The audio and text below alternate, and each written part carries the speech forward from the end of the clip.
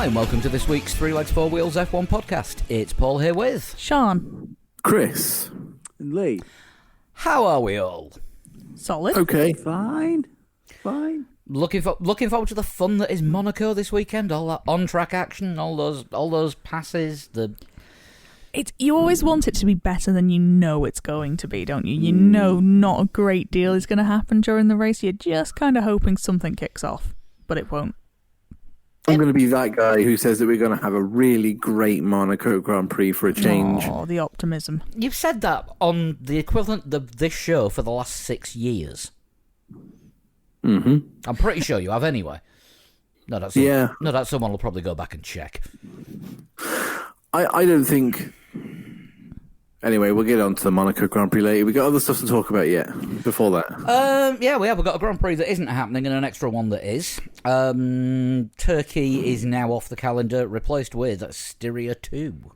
So this is the third attempt at this race, isn't it? Because Turkey replaced Canada, which couldn't happen because of their COVID restrictions, and now Turkey can't happen because of Turkey's COVID restrictions.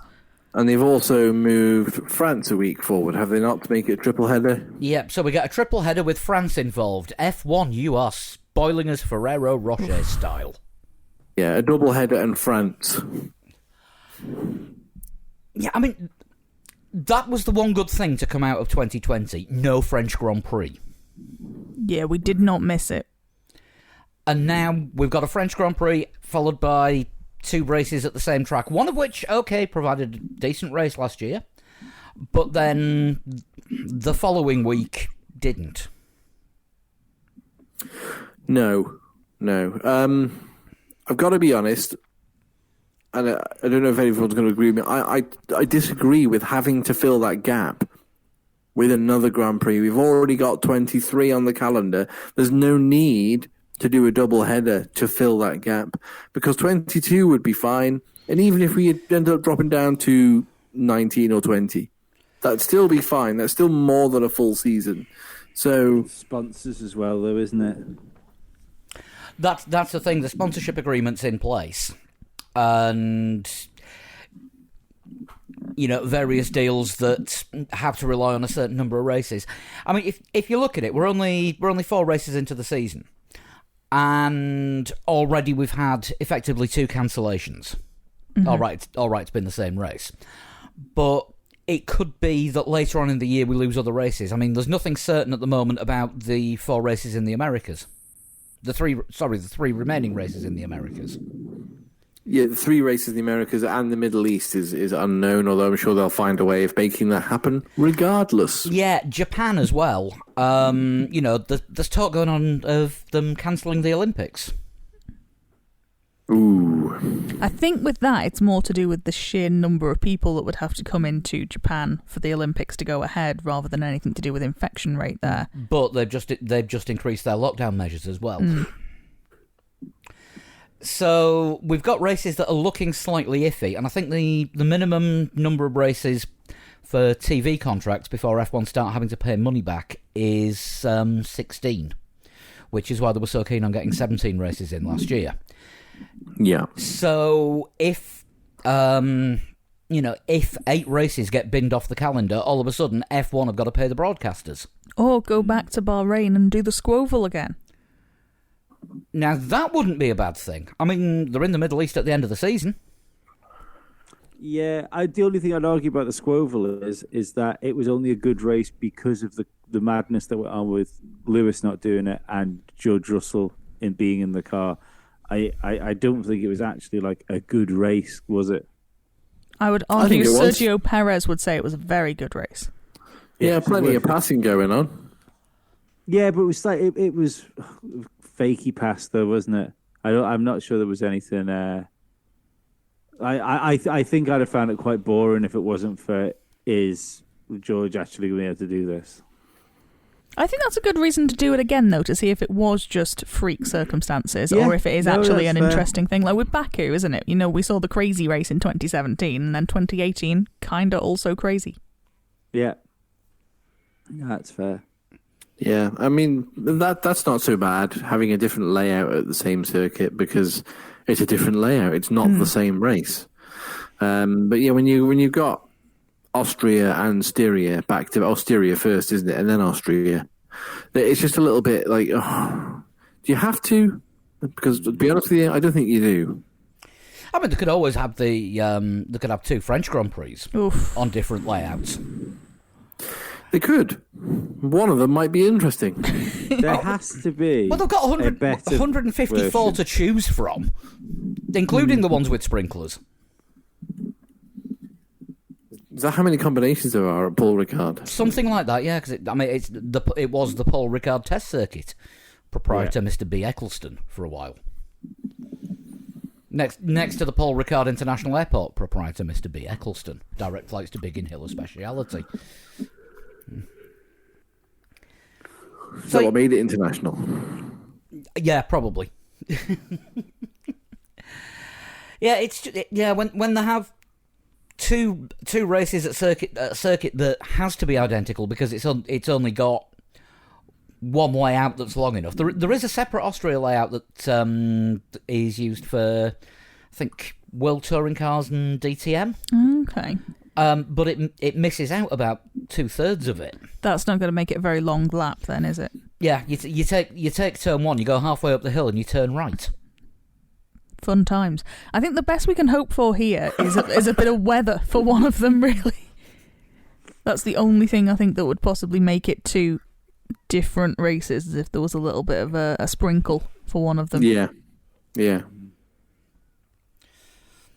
because I mean, everybody had the measure of the circuit by the Styrian Grand Prix last year. Yeah, which made the Styrian race not that exciting, but then this time it's Styria first, isn't it, and then Austria, essentially, even though it's the same bloody place. So we might get an exciting Styrian Grand Prix this year and not an exciting Austrian Grand Prix. Was there a touch of wet involved in the Austrian Grand Prix last year? I think there was on one of them, wasn't there? I'm sure there was a little bit of moisture. I want to say it was during the second one. Practice was a bit damp. I thought it was quality of the race, as in Quali, I think it was. Was it?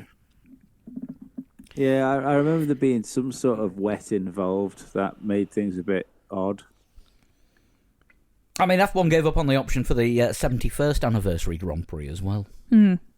Gave up on the option of sprinklers as well, and that's looking more and more and more like a good idea nowadays, isn't it? Yeah, head back to Paul Ricard. It might even save the circuit. But obviously that is all to come at the end of next month, so it may be confirmed, but nothing is confirmed. No. It's F1 in the middle of COVID. We're getting races, and we're only in May. Yeah, let's not say in the middle. You'll have people jumping out of fucking balconies. It's F1 at the end of COVID. No, you always leave it open for another series. How you learned nothing from Line of Duty? Well, fuck. I think series are called variants, aren't they? Not series. Series, variants, seasons. Spin-off. Yeah, I like the idea of that. I don't. I actually no. Personally, no. I've completely lost my thread. Let's just talk about that new McLaren livery for the next 20 minutes instead. It's fit. It's a bit good, isn't it?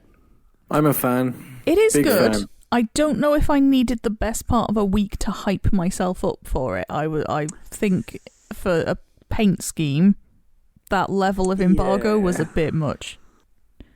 I think especially when it was coupled along with, this is something that's going to be great for McLaren, the organisation, and the F1 team.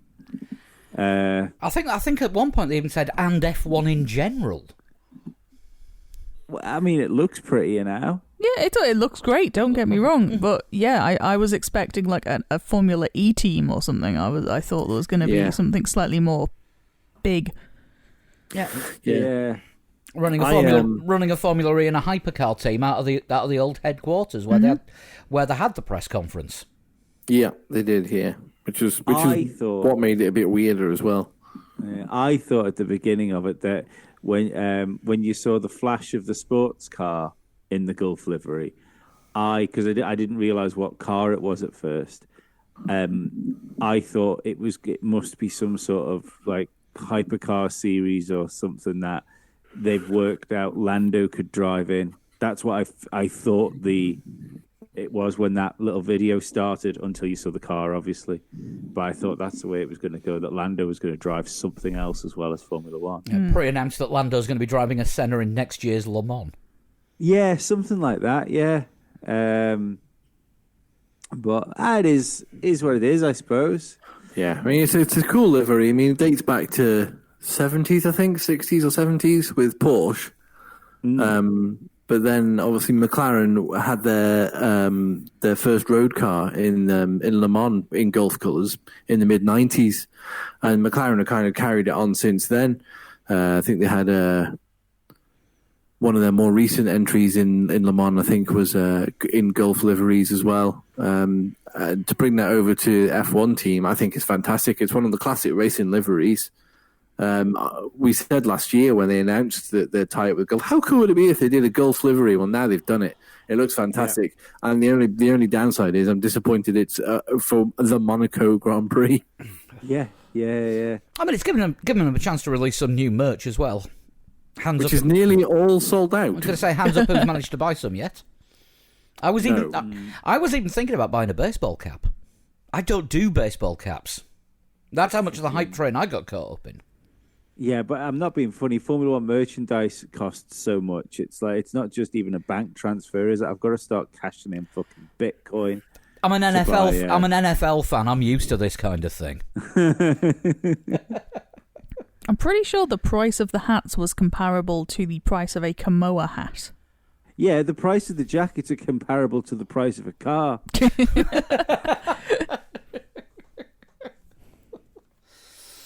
Yeah, would you spend 90 quid on a hoodie? No, it was the jacket that was 90 quid. Sorry. I think the hoodie was 85, I think. And that's the only thing I liked as well, was the really, really liked, as if I'd like to wear that, was that sort of zip-up jacket thing. That looked pretty fucking nice. I like the polo shirt, but it's gone already. Sold out.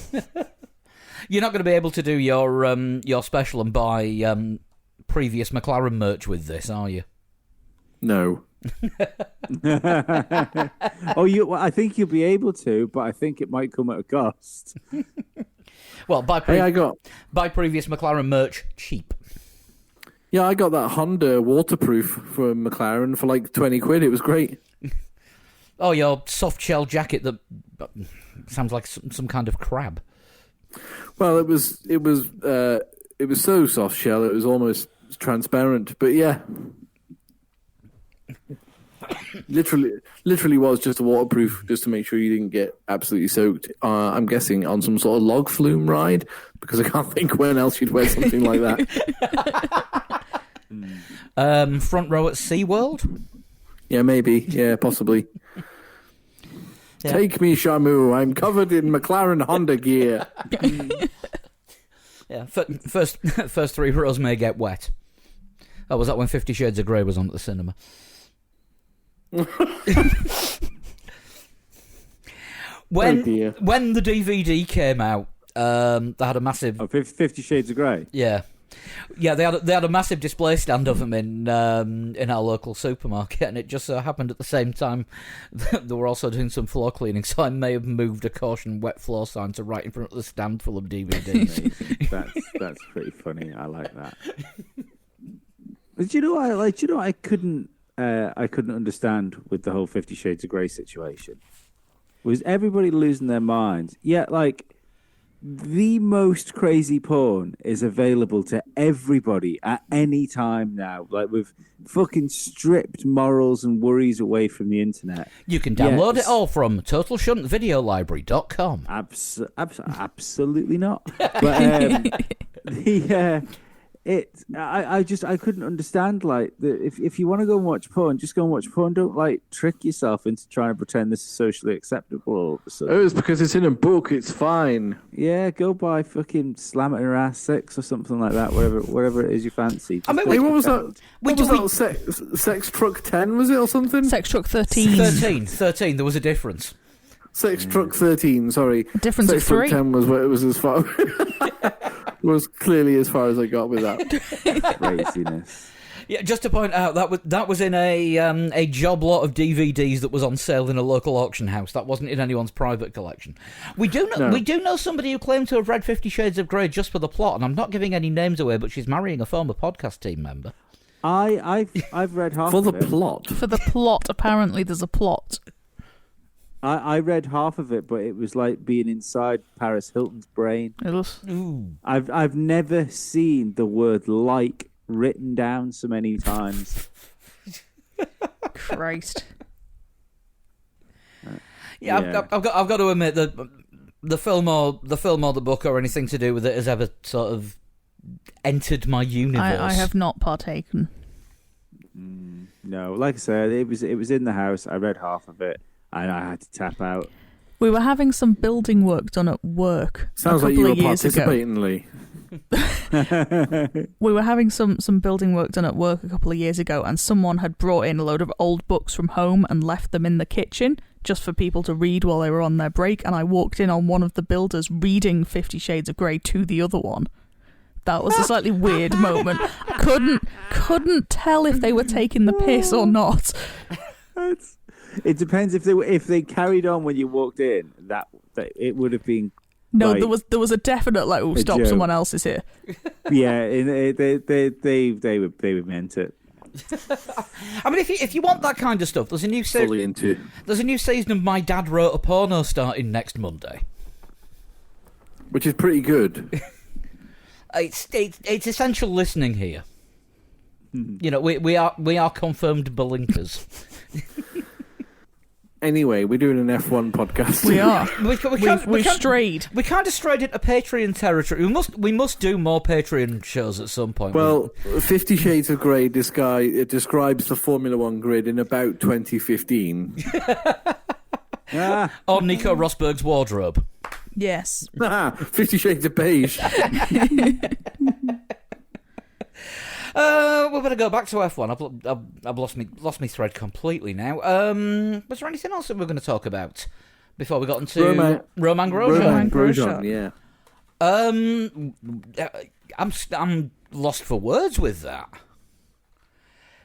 Stuck the car on pole, and probably should have won. Just got slightly out strategied, I think. Yeah, I think just lost it on tyre strategy because that car appeared to be not quite as good on the harder tyres. He's in a quick car. He went wheel to wheel with Takuma Sato, and both survived. A bit too much sometimes.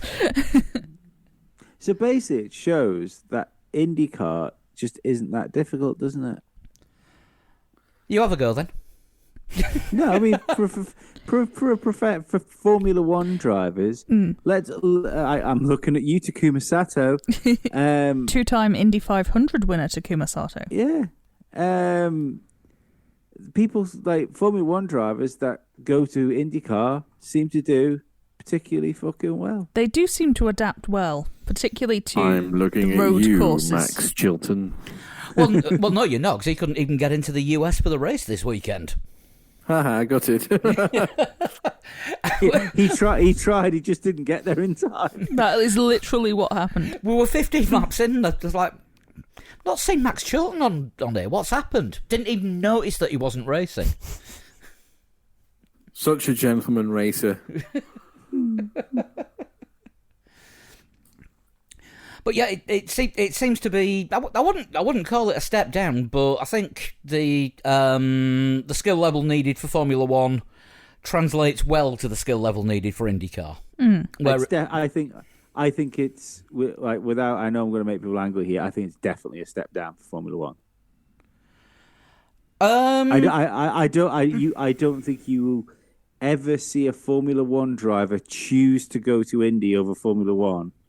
Whereas I'm pretty sure, regardless of what he said, if Patrick O'Ward happens to do pretty well at his test and he gets an offer of a drive somewhere in Formula One, I think he'd give it a go. You can't. Who wouldn't? I don't think if you're talking like pinnacle at motorsport territory, I'm not sure you can do that with a spec series. And that's why I don't think Formula One IndyCar are in the same league. Yeah, that's the thing. IndyCar is a spec series. Let's not forget that. Yeah. I mean, it's probably I'd say it was the fastest, most competitive spec series in the world. Yeah, but the only other I can think of that sort of remotely comes close is LMP2. Yeah, but you mean that's fine. I don't really know what difference that is. That's like comparing the quickest turtle. Everyone knows it was Michelangelo, who was by far the fastest on a skateboard. To be fair, before all our American listeners fucking hate me, I would say that as far as Romain Grosjean doing well, is that Grosjean always looked to be a driver that he was, like we used to say all the time, he's either really fast and crashy, or he's slow and doesn't crash. Now, IndyCar has took one of Romain Grosjean's biggest problems away from him. That's corners. So he's not doing ovals. He's not doing ovals. Oh, I thought he was doing the ovals as well. No, ovals are crashy, so I think they thought it might be best give him a year first and then stick him on an oval before he just. Well, I'm fucking wrong. But I think it's nice. Grosjean looked like he was going to be fucking top draw, didn't he? When he was coming into Formula One. When he came in for the second time, the first time nobody talks about anything that happened that season. No. But when he came in the second time, and we spent like 3 years looking at him, going, "Oh, if he could just sort this crashing out, and it'll happen. He'll get it one day. He'll stop." And there was sports psychologists. There was Jackie Stewart got involved with him, didn't he, to try and iron it out, and it just never seemed to work. But I don't know if you can blame cars to a certain extent as well, because it's his best time in Formula One was probably with Lotus when they had a good car. Well, that's when he used to score points regularly. And podiums. Mm-hmm. 8 podiums. I think it says a lot for possibly how bad the situation was at Haas, because K-Mag was on pole for the IMSA race this weekend as well. Wow, okay. So, both Haas drivers from the last few seasons struggled, complained about the car quite a lot, had a shit car, moved to, other disciplines, and seemed to be doing a damn good job. The thing with Formula One is as well, let's not forget, Formula One has always been a little bit... what you were doing at? You disappeared for a second. No, well, for a second is fine. Formula One has always been a bit about the cars, hasn't it? It's not always the driver, it's not all the car, it's a mixture of the both. The technology that pushes Formula One forward is why it's a formula. It's Formula One. It's not Formula IndyCar, is it? It's IndyCar. Mm. So if you're in a shit car, you can be made to look pretty shit pretty quickly. But we have seen both of those drivers, both Magnussen and Grosjean, in competitive cars, and they produce some okay-ish results. They both had podiums. Yeah, Magnussen in his first race, and then no more. Yeah, that was one of those. Is he going to be far better than his dad? No, just a little bit. He just has a slightly longer career. What do you mean? His dad's still going. It's Team Magnussen at Le Mans this year. They're teammates. It is, yeah. They are teammates, aren't they? Yeah. Team Denmark. Yeah, so we either need an IMAG or an LMAG, just for the continuity, because we've got JMAG and KMAG. LMAG, it must be Lars Magnussen, surely. There's got to be one in the family.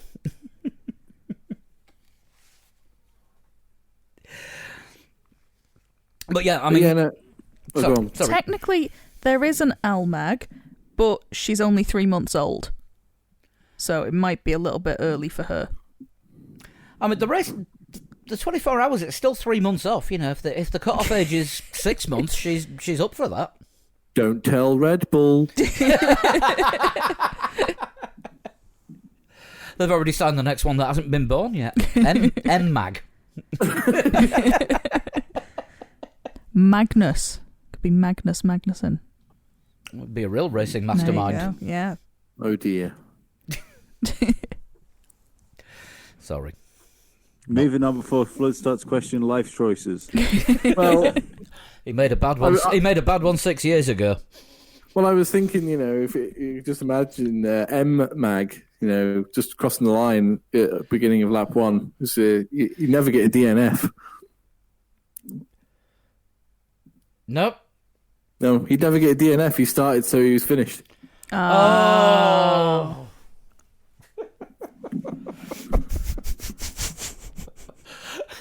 Christ. Oh, God.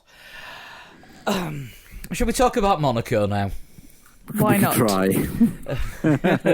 We've been putting off the inevitable. Yep, the annual Monaco parade. It's not that annual, though. It didn't happen last year. All right, the mostly annual Monaco parade. Or as somebody put on Discord tonight, it's Parway Adik. Right. Parway. Yeah, parade week. Oh, I see.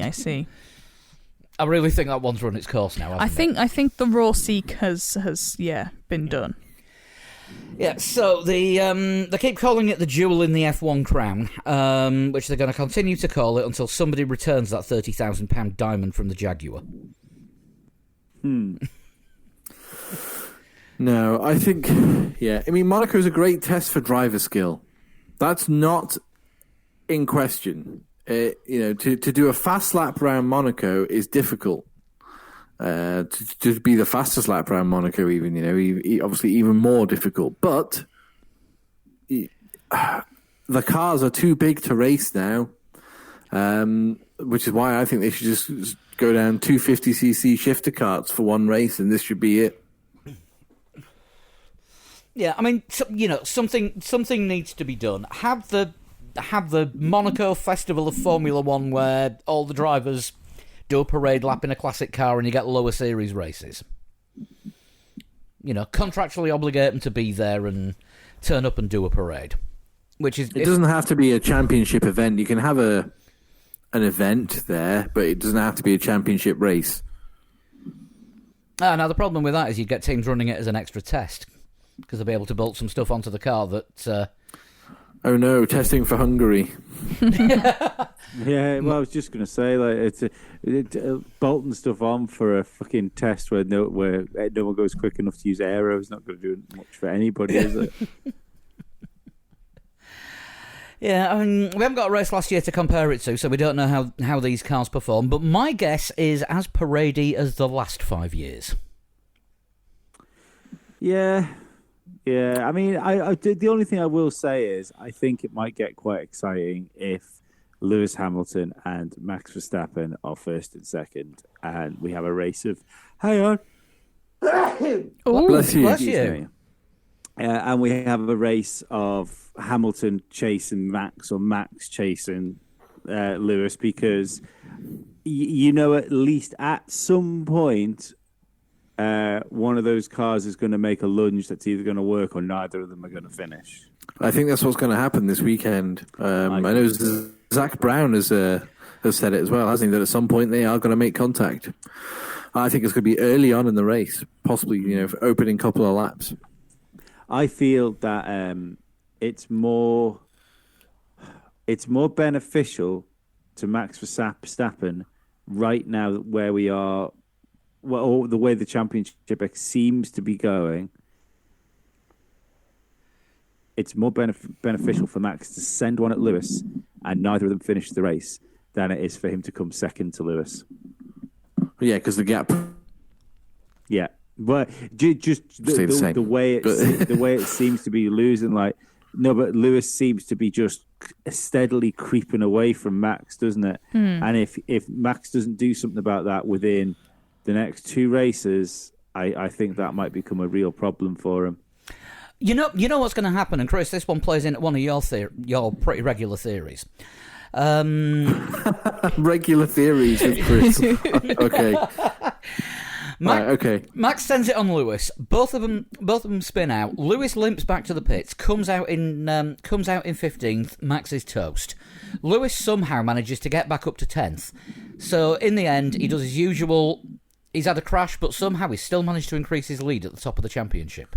Yeah. No, Hamilton does manage that on even when he has a bad race. It's like, oh, what an awful race. Wait, hang on, he's extended his lead by another 4 points. That's the kind of thing that will play out. Very similar to how it did in. I know it wasn't a total win-win for him in Imola, but it looked like a disaster. He was a lap down in 9th place, and then all of a sudden it's like, oh, he's second. So, that'd be a lot more difficult to do at a circuit where you can't really overtake. So if you did find yourself tangling early on, and both cars did somehow manage to limp back to the pits and keep running, they wouldn't. Nearly a lap down at Monaco means big trouble. So. But yeah, somehow Lewis Hamilton always manages to pull it out of the bag. I think any driver would accept it if they came away from Monaco and the gap hadn't either increased or decreased. I think either of them would be happy with that. Yeah. Yeah, I think so. It's a bit of a lottery, but not a good one. It's kind of Thunderball. You go there trying not to make a mistake as much as anything else. Yeah. Yeah, you don't win Monaco, you just simply not lose it. Mm. Yeah, whereas I think going back, I'm doing a thing here where we were talking about before the podcast about contradicting myself. I think if we find ourselves in a position where Verstappen is leading and Hamilton is second, and Hamilton does that thing where he sort of hunts him down to within a couple of tenths, and it gets towards the closing laps, I think Lewis would be okay with finishing second to Max, but I don't think it would be okay the other way around. Yeah, I mean, I've always compared. I've always said that Lewis Hamilton may see Ayrton Senna as his favourite driver of all time, but his mindset is more like Prost. Totally. What is the most I can get out of this with the least risk, and what can I get away with doing? What I need to do that's going to cause the least amount of problems if everything isn't running ideal. And that's how Prost works. Everyone called him the little professor. Yeah, the prof. Yeah. And Hamilton, I've said for the last few years, he's got the same mindset. He is the king of damage limitation. Yes, absolutely. And consistency, as I said last week, his last retirement was Austria 2018. That might change this weekend, but we'll see. Are we going to go for some predictions then? Tricky. Very tricky, yeah. I mean, it looks like it's going to be dry, so, I mean, we can't even hope that rain might spice things up and throw something in the wall at, a late stage of the race. But it's a whole week away, though. I'm not giving up on rain just yet. Yeah. No, we also get that gap in practice as well, don't we? Do they still do Thursday practice at Monaco? They do. Yeah, it's because Friday used to be a bank holiday, but now it isn't anymore. I don't think it is this week, and there's racing going on Friday because that's when the first F2 race is. So F2's racing Friday, Saturday, Sunday. Right, but F1 is still not doing Friday. Yeah, F1 is Thursday, Saturday, Sunday. I think as well it means the drivers are available for the fashion show, doesn't it? If they don't have to race or drive 3 days in a row. There's that. Purple Lounge on the Thursday night. That's a thing. That's always a thing. I've not received a media invite to that this year. This is the first time since we started this podcast, and bearing in mind I've never signed up to their mailing list, but this is the first year there's been a Monaco Grand Prix and I've not had to turn the invite down. They obviously know you want to attend a fashion show. Why have you never told me about this invite? I would totally go to that. Because the invite usually arrives about a week before the event, and you know how much it costs to get off the island with a week's notice?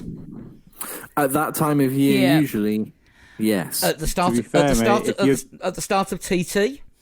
Yes. If you're going to Monaco, you're not bothered about the price getting off the island. No. That's also a fair point.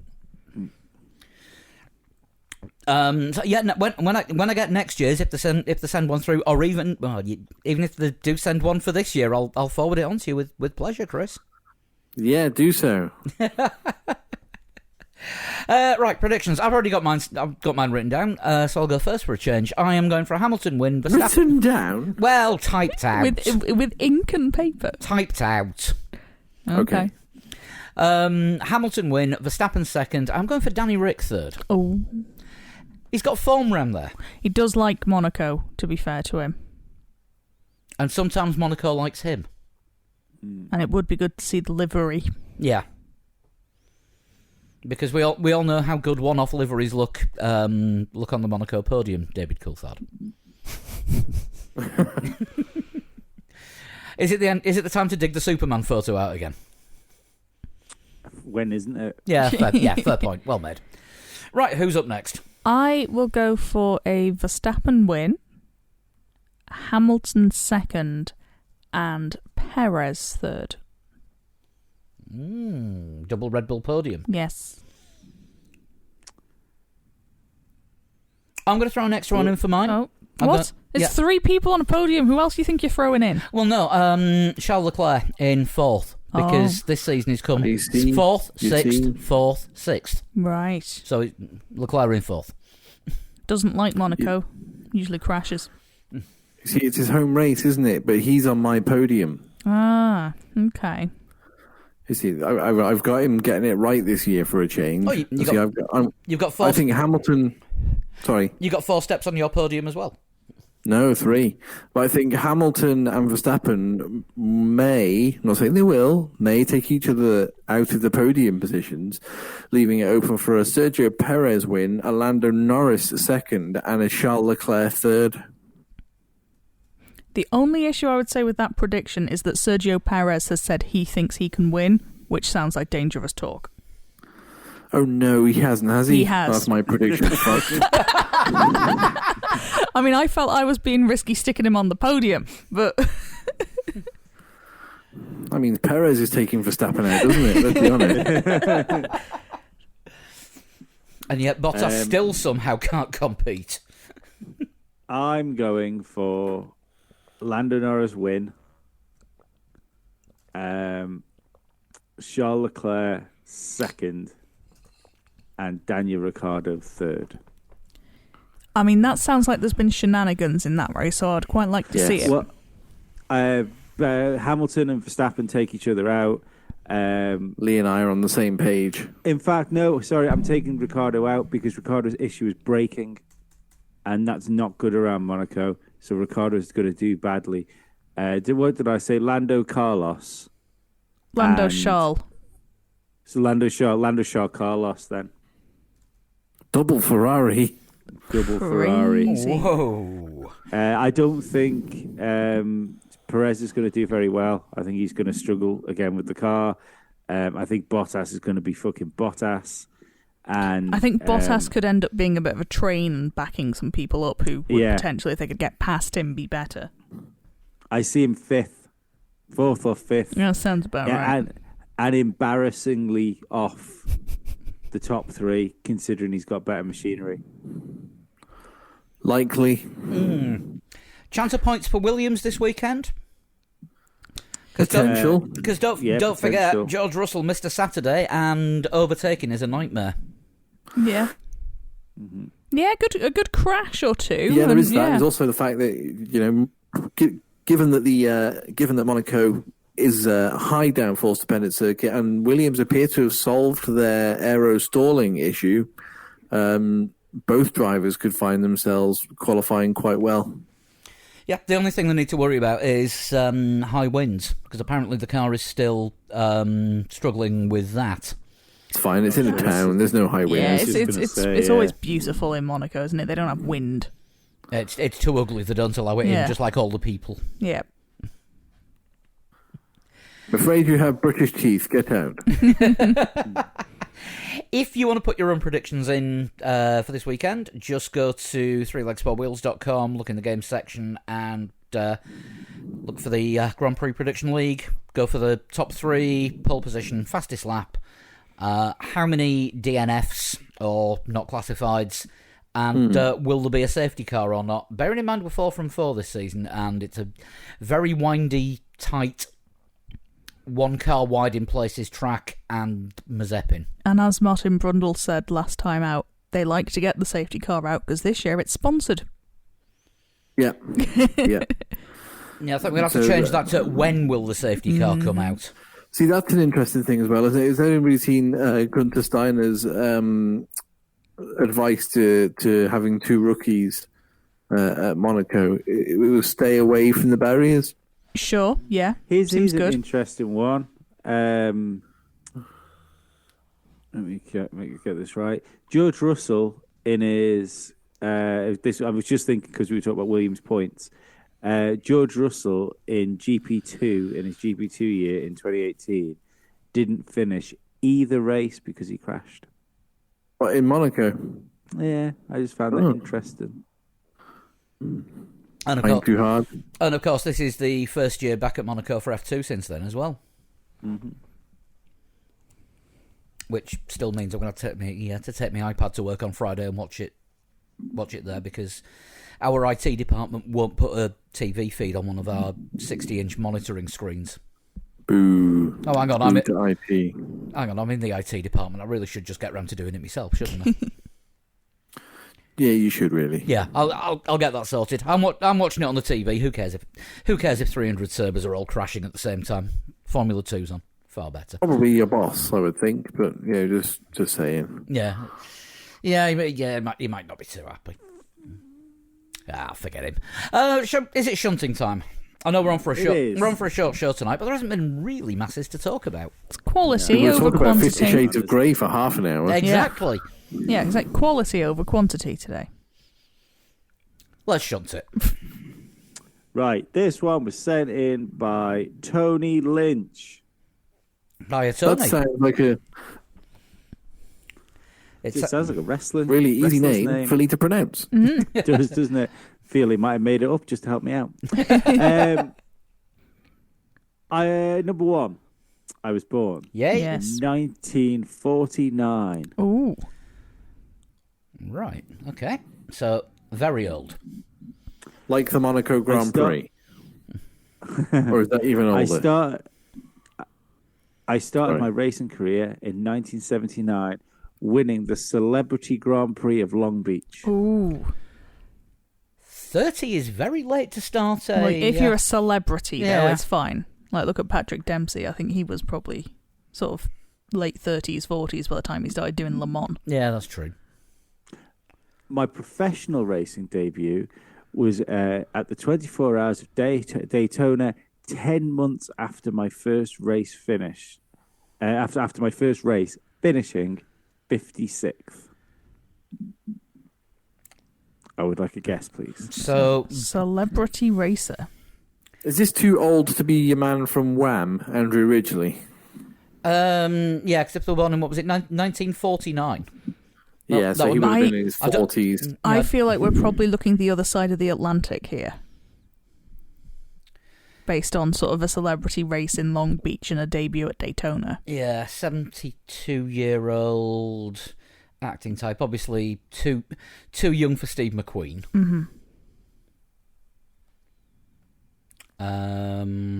Too young for Paul Newman. Yeah. Too young just for Steve McQueen sounds like an early 2000s pop punk band. But it's going to be somebody of that sort of daredevil actor type thing. Who's 72? Did Sylvester Stallone do some racing? He may have. I feel he would be in that neck of the woods age-wise. Yeah, good call. I think Sylvester Stallone might have taken part in some racing, over the years. Yeah, why not? Yeah, that's a good one.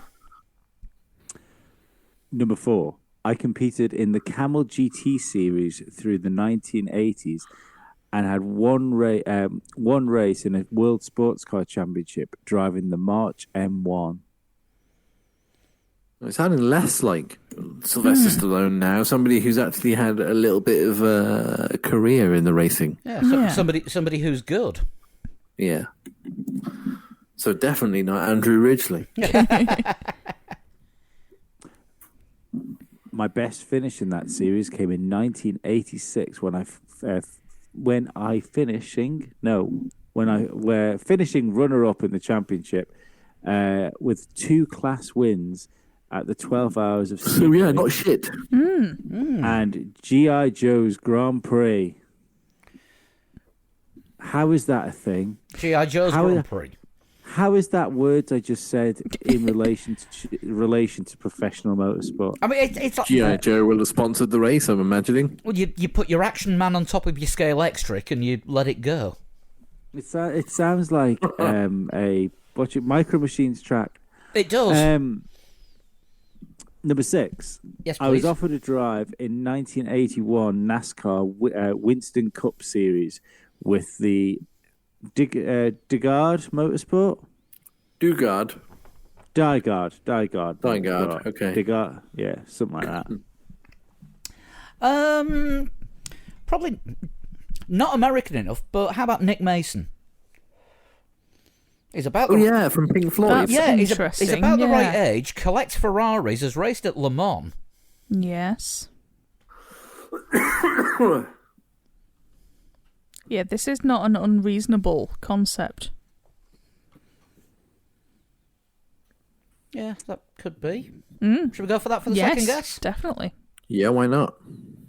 I have competed in the 1972 and 1976 Olympics. I'm ruling out Nick Mason. Yeah. What about Caitlyn Jenner? Caitlyn Jenner's an interesting shout, yeah. Notoriously crashy. Yes. Into people, mainly. Yes. Yeah.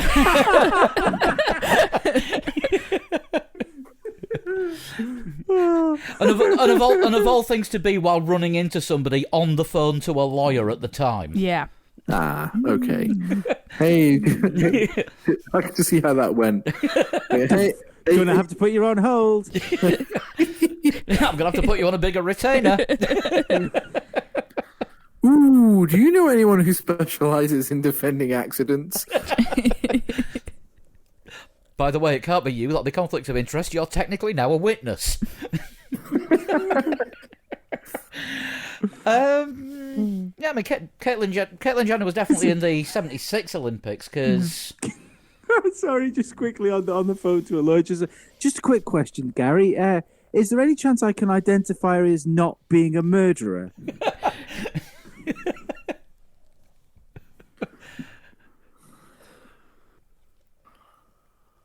Yeah, because she was like world decathlon champion before Daley Thompson. Dizzy, get off the microphone. I was going to say I can hear lots of purring going on there. Yeah, that's the call microphone, not the recording microphone. But if anybody wants to hear a cat, no, don't. She's eating. Said call microphone then. The call microphone. Right, stop chewing the recording. We've still got a few more clues, but yeah, Caitlyn Jenner's a possibility. It was definitely the right time for the Olympics. I don't know about car driving, but yeah, let's put that there for now. Crashy, lock that one in. Crashy, ideal. Lock that one in a minute. Given the conversation we've just had. Number 8, I made headlines worldwide in 2015 involved in a multi-car accident. Oh, interesting. Oh, right, okay.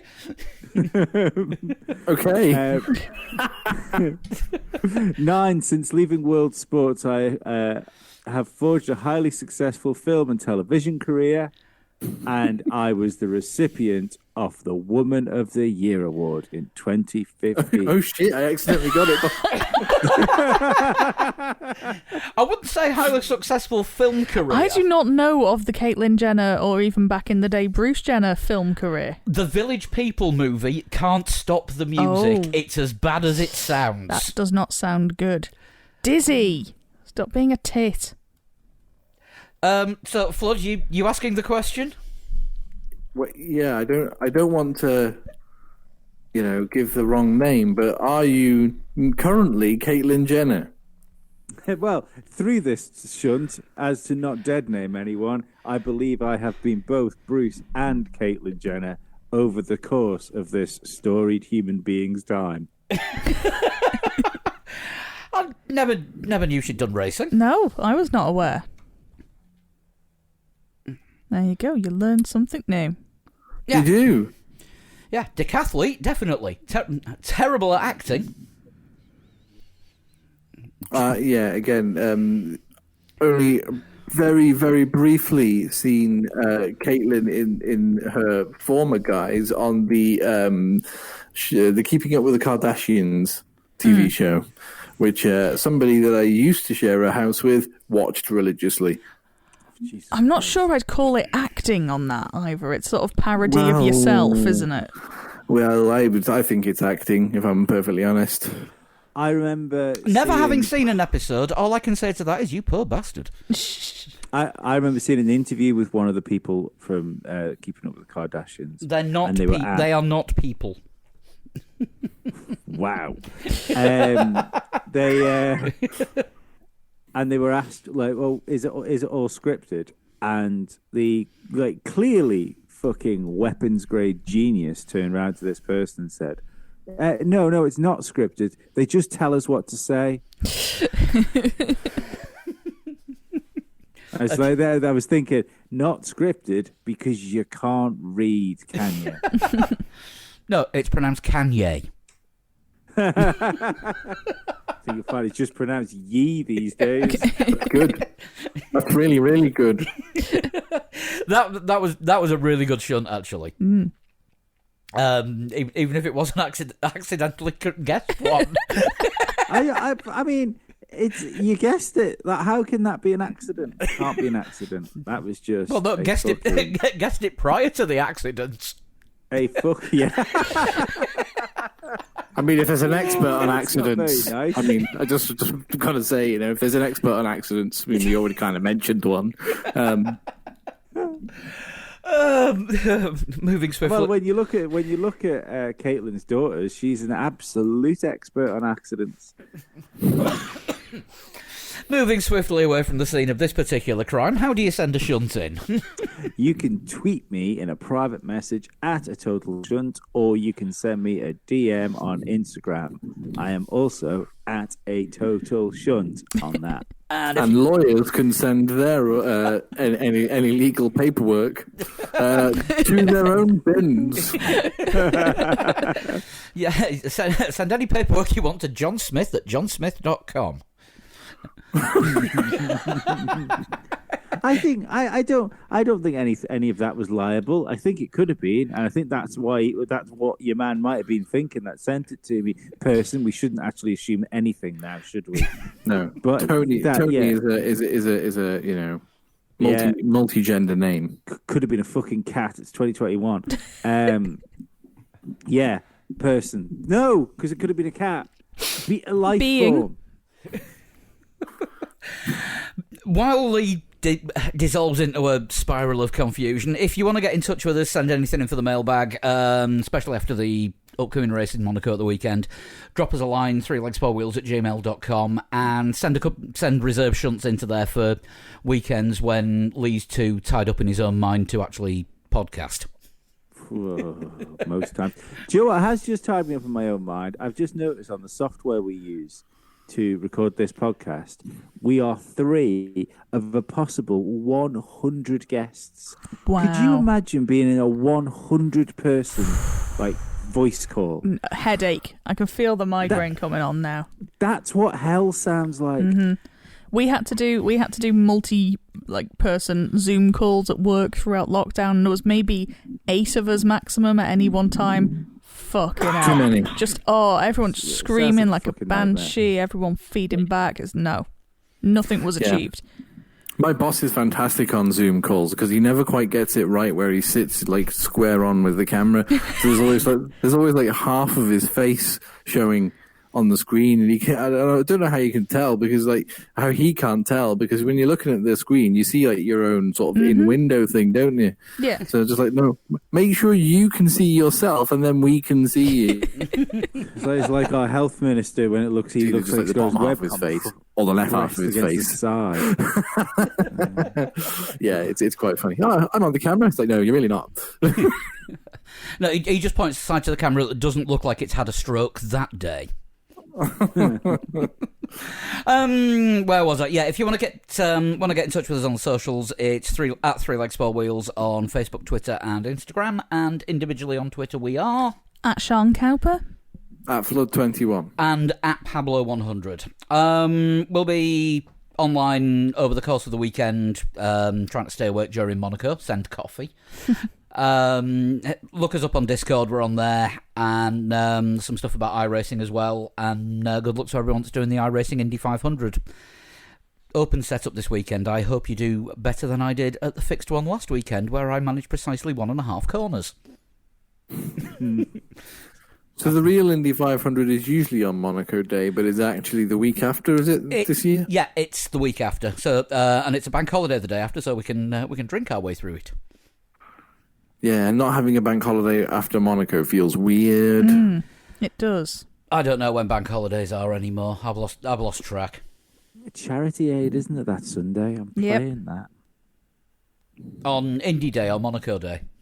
Monaco Day. On the one without a bank holiday. That's weird.